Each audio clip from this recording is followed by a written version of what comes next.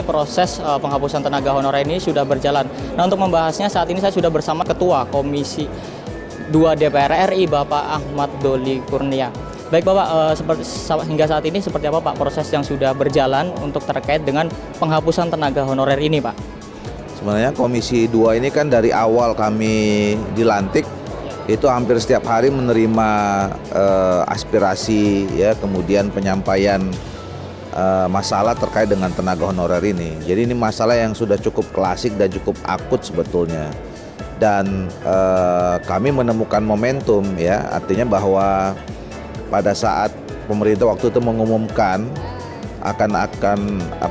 bahwa tenaga honorer ini akan dihapuskan pada tanggal 23 November 2023, dan ini semuanya semakin dinamis, semakin intensif. Mereka mengadu, menyampaikan aspirasinya ke DPR. Nah, oleh karena itu kami sebetulnya sudah koordinasi juga dengan lintas komisi ya.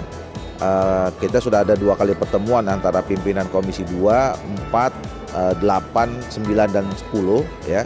Dan kami sepakat waktu itu untuk membentuk pansus.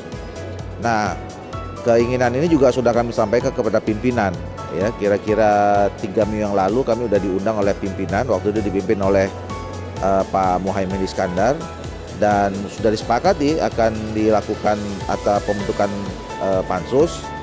Tinggal menunggu rapat pimpinan lagi dan dimasukkan dalam bamus dan paripurna.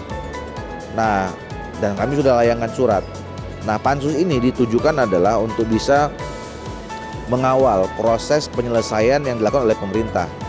Kami sebetulnya dari awal sudah sampaikan kepada pemerintah bahwa kalau memang ada tenggat waktu berdasarkan PP 2049 itu ya, kita minta supaya pemerintah membuat roadmap penyelesaian seluruh yang terkait dengan masalah honorer.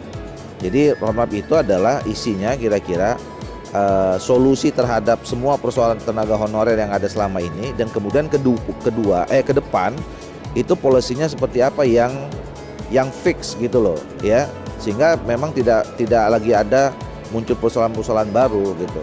Nah, selama itu belum ada, saya kira nanti PP itu agak sulit diterapkan gitu, karena nanti akan gejolaknya. Dan memang ternyata benar, begitu kami rencana mempunyai pansus, semua sekarang instansi itu kami menemukan informasi baru. Jadi hampir semua kementerian, lembaga, dan apalagi pemerintah daerah itu sebagian besar pegawainya tenaga honorer gitu loh.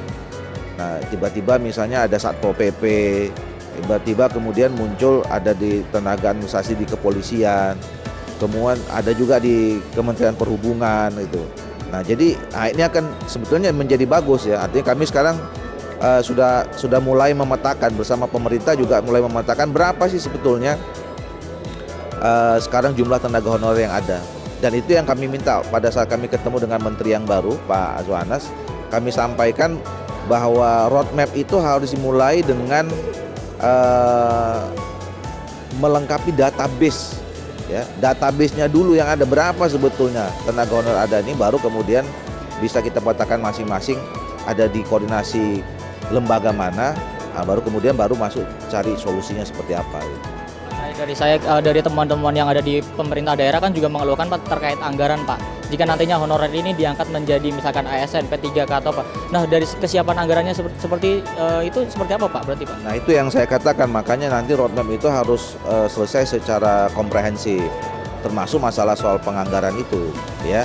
Makanya saya kira pemerintah juga harus sudah mulai membicarakan Kementerian Pan-RB itu juga berkoordinasi dengan Kementerian Keuangan, dan kami pun nanti dalam pembentukan pansus itu akan melibatkan teman-teman di Komisi 11. Karena ujungnya ini nanti masalah anggaran gitu loh. Ya. Atau kita balik. Sebenarnya ini tidak akan jadi masalah kalau anggaran kita itu cukup. Nah, sekarang kita mencari solusi bagaimana dengan anggaran yang terbatas itu, tapi masalah teman-teman tenaga honorer bisa selesai gitu.